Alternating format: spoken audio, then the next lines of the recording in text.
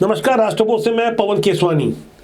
छत्तीसगढ़ की राजनीति में हमेशा से सुर्खियों में बने रहने वाले वैशाली नगर से भाजपा के विधायक रिकेश सेन ने जब से ये उजागर किया है कि उनकी जान को खतरा है, उनके विरुद्ध साजिश हो रही है, राजनीतिक गलियारों में कुछ और ही चर्चाएं शुरू हो गई है, कुछ अलग किस्म की जांच पड़ताल शुरू हो गई है। रिकेश सेन वैसे तो हमेशा से सुर्खियों में रहे हैं। अभी हाल में ही जब होली बीती तो आपने देखा होगा कि एम्बुलेंस का ड्राइवर बनकर एक हाथ से स्टीयरिंग और दूसरे हाथ में माइक लेकर वो लोगों को संबोधित कर रहे थे।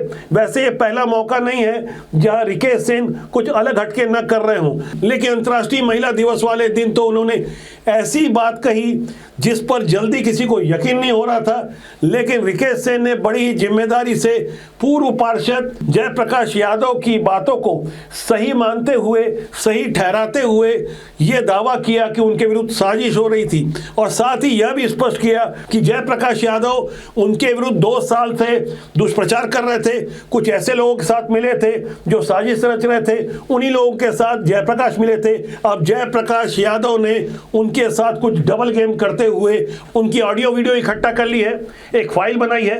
वो पीली वाली फाइल में क्या लिखा है, अंदर किस किस का नाम है, इसे लेकर कुछ खास किस्म के लोग परेशान हैं। एक तरफ रिकेश सेन का ये बयान आना था, जयप्रकाश यादव के अलावा एक और कैंडिडेट का भी बयान आ गया जिन्होंने रिकेश सेन के खिलाफ चुनाव लड़ा था। जयप्रकाश यादव ने भी रिकेश सेन के खिलाफ चुनाव लड़ा था, वो भी भारतीय जनता पार्टी से थे।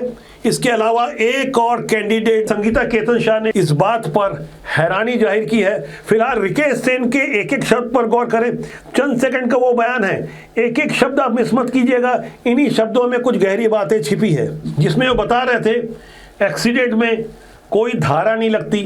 क्या वाकई धारा नहीं लगती? क्या बातें हैं, शब्दों पर गौर कीजिएगा।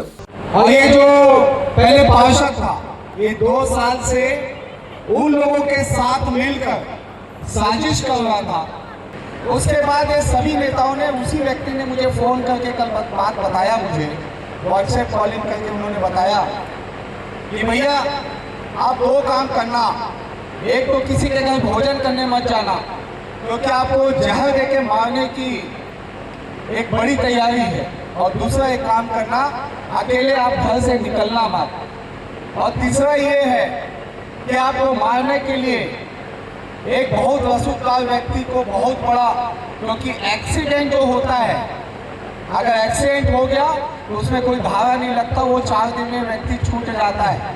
तो आपके हत्या को जो है एक्सीडेंट में बदलने की कोशिश है। ये मैं नहीं कह रहा हूँ, ये वो व्यक्ति कह रहा है जो 2 साल से मेरे खिलाफ में था। तो भाजपा के सम्मानित विधायक बता रहे थे कि भारतीय जनता पार्टी की छत्तीसगढ़ में सरकार है, उनका कभी एक्सीडेंट करवाया जा सकता है। एक्सीडेंट वाली बात तो रिकेश सेन ने रखी, लेकिन क्या जयप्रकाश ने भी वही एक्सीडेंट वाली बातें रखी? यहाँ चंद सेकंड में अब जयप्रकाश की बातों पर भी गौर करें। मुझे कहा था कि रिकेश सेन को किसी भी तरह खत्म करो, कभी कहा उन्हें रेप के झूठे केस में फंसा दो। रिकेश सेन को गिराने के लिए हर झूठा ठप्पा लगाने की कोशिश हुई, यहाँ तक कि महादेव सट्टा ऐप से जोड़ने तक का षड्यंत्र रचा गया। कभी गलत डॉक्यूमेंट्स में उनका नाम डालने की कोशिश हुई, कभी सोशल मीडिया पर उनके विरुद्ध घटिया अफवाहें फैलाने की, यानी हर वो साजिश रची गई जो किसी भी तरह रिकेश सेन को गिरा दे। लेकिन अब नहीं, क्योंकि इस फाइल के खुलते ही छत्तीसगढ़ की राजनीति में भूचाल आ जाएगा। तो जयप्रकाश यादव सबको बेनकाब करने की बात कर रहे थे और बता रहे थे इस फाइल में सारे सबूत हैं। जयप्रकाश यादव के इस वीडियो को हमने कई बार देखा, लेकिन एक्सीडेंट वाली बात जयप्रकाश यादव ने भी नहीं कही। मैंने खुद जयप्रकाश यादव से इस बारे में बात की तो उन्होंने भी कहा कि एक्सीडेंट वाली बात तो उन्होंने नहीं कही थी। लेकिन इस पर भी रिकेश सेन मन से नीचे उतरने के बाद ये समझाने की कोशिश कर रहे थे कि वो कुछ ज़्यादा ही भावुक हो गए थे।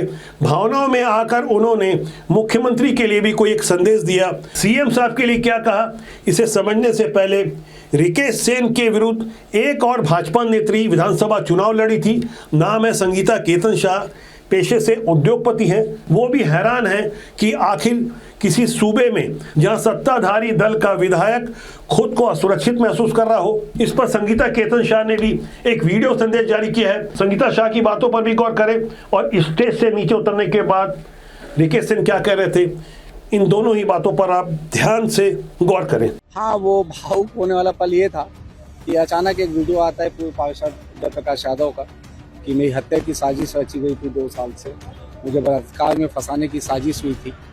और ये जब सब साजिशों का जब पता चला तो मैं भावुक इसलिए हो गया कि क्या राजनीति इतनी गंदी हो चुकी है। ये छत्तीसगढ़ की परंपरा नहीं थी।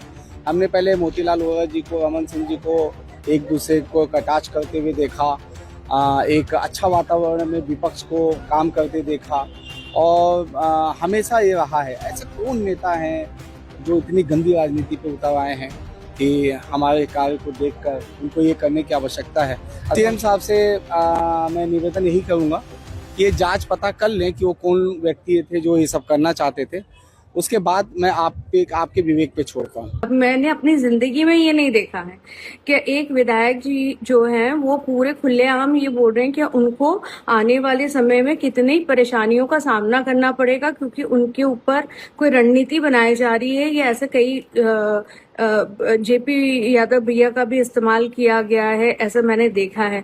मैं एडमिनिस्ट्रेटिव माननीय हमारे बहुत ही अच्छे गृह मंत्री शर्मा जी, माननीय विष्णुदेव, सुशासन की सरकार है सर। हम लोग, मैं एज ए इंडस्ट्रियलिस्ट इतनी सारी चिट्ठी लिख चुकी हूँ, मेरे ऊपर इतनी सारी परेशानी चल रही। मेरे पिस्टल लाइसेंस भी यहाँ से क्लियर हो चुका है मगर कहीं जाके रायपुर में गृह मंत्रालय में पड़ा है। कृपया हमको वो जल्दी से आप करके दे दीजिए ताकि क्या है, जब हमारे विधायक साहब सेफ नहीं है, पहले तो उनको सेफ्टी दिलाइए। अब देखते हैं सीएम साहब इस पे क्या करते हैं, लेकिन ये विषय उतना आसान नहीं है जितना समझ में आ रहा है। रिकेश सेन ने उस जयप्रकाश की बातों को सही मान लिया। कल तक जिन्हें गलत मान रहे थे, आज जयप्रकाश यादव भी आत्मग्लानि की बात कर रहे हैं। उन्होंने अपने वीडियो में साफ तौर पर स्वीकार किया है कि उन्होंने झूठ बोला था, लेकिन यहाँ लोगों को अब भी इंतजार है। जयप्रकाश यादव जिस पीली फाइल को दिखा रहे थे, उस पीली फाइल में किसका नाम है, किसकी ऑडियो है, किसकी वीडियो है, कौन साजिश रच रहा था। जयप्रकाश यादव एक पढ़े लिखे एमटेक इंजीनियर हैं, एलएलबी उन्होंने किया है, एलएलएम की पढ़ाई कर रहे हैं। अलग अलग कॉलेजों में उन्होंने गेस्ट लेक्चरर, असिस्टेंट प्रोफेसर के रूप में पढ़ाई करवाई है। भारतीय जनता पार्टी के युवा मोर्चा के आईटी सेल के सह संयोजक रहे हैं। लेकिन रिकेश सेन के खिलाफ उन्होंने चुनाव लड़ा, चुनाव में 400 वोट मिले। इसी 400 वोट को रिकेश सेन समझाते हुए अपनी बातों को आगे रख रहे थे। लेकिन जो रिकेश सेन की राजनीति को समझते हैं, उनकी पृष्ठभूमि को समझते हैं कि आखिर रिकेश सेन क्या ऐसा पहली बार कर रहे हैं। कई अलग अलग कारणों से रिकेश सेन सुर्खियों में बने रहे हैं। चर्चा तो इस बात की भी है कि भिलाई नगर निगम का इस साल चुनाव होने वाला है। वहां महापौर का सीधा चुनाव होगा और महापौर की सीट ओबीसी वर्ग के लिए आरक्षित कर दी गई है। रिकेश सेन ओबीसी वर्ग से आते हैं, जयप्रकाश यादव भी ओबीसी वर्ग से आते हैं, भारतीय जनता पार्टी के जिलाध्यक्ष पुरुषोत्तम देवांगन भी ओबीसी वर्ग से आते हैं। यहाँ तक नेता प्रतिपक्ष भोजराज सिन्हा भी ओबीसी वर्ग से आते हैं। पूर्व जिलाध्यक्ष महेश वर्मा, सीनियर पार्षद जो कवर्धा भाजपा के संगठन प्रभारी हैं, ये भी ओबीसी वर्ग से आते हैं। यानी कुल मिलाकर भारतीय जनता पार्टी के लिए महापौर का जब चुनाव नगर निगम भिलाई का होगा इस साल, तो कई दावेदार भारतीय जनता पार्टी से होंगे जो ओबीसी वर्ग से आते हैं। भिलाई नगर निगम चुनाव के ऐन पहले, कुछ महीना पहले इस तरह के विवादों का क्या अर्थ होता है, राजनीतिक गलियारों में इसे लेकर तरह तरह की चर्चा हो रही है। जब तक वो नाम और वो चेहरे एक्सपोज नहीं होंगे, पीली फाइल का रहस्य सही तरीके से सामने नहीं आएगा, तब तक ऐसी चर्चाएं बनी रहेगी। परेशान होने वाले परेशान होते रहेंगे। कुछ अंदर खाने की हमारे पास जानकारी है, लेकिन अपनी जिम्मेदारियों को समझते हुए हम उन नामों को फिलहाल उजागर नहीं कर रहे हैं। हमारी कोशिश रहेगी कि पीली फाइल में यदि कुछ लिखा है जिसे कि जयप्रकाश यादव संगठन के शीर्ष नेताओं को देने की बात कर रहे हैं, मेरी व्यक्तिगत रूप से उनसे चर्चा हुई, कुछ बातें निजी है, लेकिन सभी निजी तरह की बातों को सार्वजनिक नहीं किया जा सकता क्योंकि मीडिया की अपनी मर्यादाएं होती है। हमारे पास तथ्य और प्रमाण होते हैं, हम उन्हीं बातों को रखते हैं। अभी आपने जिन जिन नेताओं की बातों को सुना, रिकेश सेन, जयप्रकाश यादव या संगीता शाह, एक एक शब्द पर आप यदि गौर करें तो आपको यकीन हो जाएगा कि सब कुछ भिलाई की राजनीति में तो सही नहीं चल रहा है। अंदर खाने कुछ हलचल चल रही है जिसे स्वस्थ राजनीति के लिए सही नहीं ठहराया जा सकता। चर्चा तो इस बात की भी है कि भिलाई नगर विधानसभा जो वैशाली नगर के ठीक बगल में है, यहाँ से प्रेम प्रकाश पांडे 8 बार भारतीय जनता पार्टी के लिए चुनाव लड़ चुके हैं। पिछले 2 बार से वो असफल हो रहे हैं। रिकेश सेन के पोस्टर इस विधानसभा में भी लगातार देखे जा रहे हैं। भिलाई नगर विधानसभा में भी वो काफ़ी सक्रिय हैं। रिकेश सेन अलग अलग वार्डों से पार्षद का चुनाव लड़ते रहे हैं। 5 बार वो चुनाव लड़े। शुरुआत उन्होंने वर्ष 2000 से की थी। भिलाई के सेक्टर 3 में वो निर्दलीय चुनकर आए थे।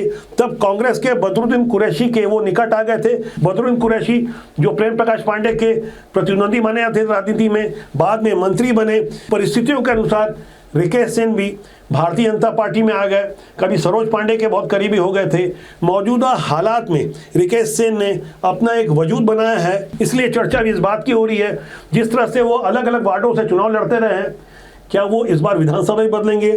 क्या भिलाई में उनका इंटरेस्ट ज़्यादा है? और ये चर्चा यूं ही नहीं हो रही है, क्योंकि प्रेम प्रकाश पांडे का सेक्टर 9 में जहां मकान है, उनके मकान के नज़दीक ही, एकदम नज़दीक ही भिलाई स्टील प्लांट प्रबंधन से आग्रह करते हुए रिकेश सेन ने वहां अपना एक अच्छा खासा बंगला मकान तैयार करवा लिया है, यानी स्थायी निवास उनका भिलाई में भी होगा। इसलिए चर्चा इस बात की है कि रिकेश सेन अगला विधानसभा चुनाव लड़ने के लिए भिलाई से भी दावेदारी कर सकते हैं। वैसे रिकेश सेन सीधी सीधी राजनीति करने के लिए भी नहीं जाने जाते। उनकी बातें भी कई बार उलझी हुई रहती है।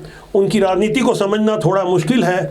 अचानक जिस तरह से उन्होंने 8 मार्च को ये खुलासा किया कि उनकी जान को खतरा है, उनका एक्सीडेंट हो सकता है, ढेर सारी ऐसी बातें जो आम तौर पर खुले मन से नहीं कही जाती, लेकिन रिकेश सेन ने की। अब जब चर्चा की है तो चर्चा होगी ही।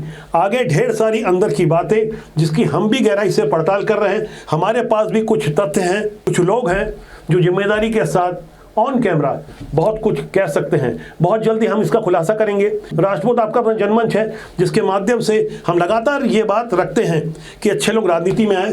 राजनीति बुरी नहीं होती, उसमें काम करने लोग अच्छे या बुरे होते हैं। जब तक अच्छे लोग राजनीति में नहीं आएंगे, देश और समाज का भला कैसे होगा? फिलहाल आज के लिए इतना ही। बहुत जल्दी मेरे से फिर मुलाकात होगी। प्यार दीजिए, प्यार बांटिए। नमस्कार।